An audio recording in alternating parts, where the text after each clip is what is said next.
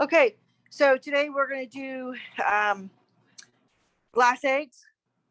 And what we're going to do is this is long-term egg storage. So for those of you who have chickens, and right now we just ordered 100 chickens. So this morning we have 100 chickens. So I'm going to start putting these eggs up for the winter. I've done this in the past where I have used this method and stored eggs for 1 year. Okay, so I always start with a gallon water and a cup of your lime. Oof, and this is really volatile, guys. You don't want this in your lungs. So kind of stand back a little bit until it's completely mixed up. See this dust? I don't know if you can see that. Yeah, it's like smoke. Don't inhale that. It's caustic. We want to mix that in here. I'm not going to mix it too well just yet because I'm going to put my eggs in. Here are my eggs that just came out. Here are my eggs that just came out of the chickens. We're going to use glass jars, and I cannot fit my hands in here. It's going to be a problem. Normally we use 3-gallon buckets because we don't want to waste our half-gallon glass jars. But today we're going to use these half-gallon jars.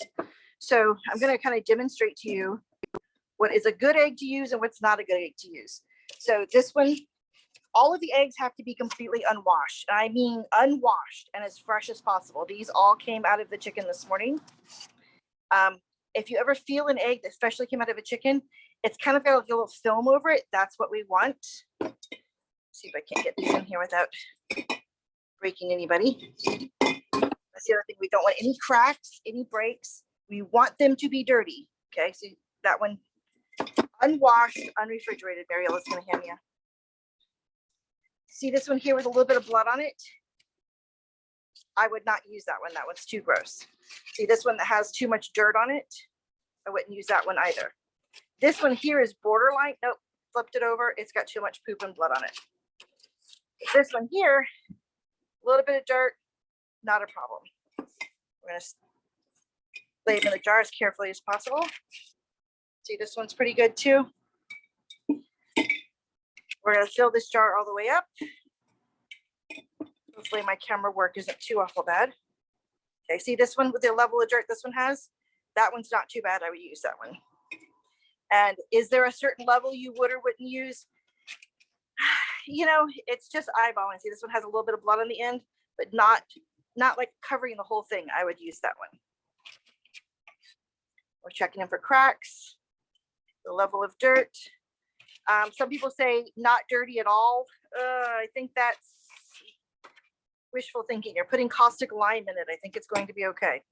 And I've been doing it for years. The key is to have stronger eggs so they survive the pressure of the other eggs on top of them. So those are my rejected eggs. And my girls are still laying today. So I'm also, see, it might be done. I'm going to wiggle the jar just a little bit, see if I can get more in. Might be able to get one small one in. My girls are a little bit older, so they lay bigger eggs. Now I'm going to come back to my lime. This time I'm going to really mix it, make sure I get it completely mixed to the bottom. Notice it's settled out a little bit, which is why I mix it again right before I go to pour it. Then cover the eggs.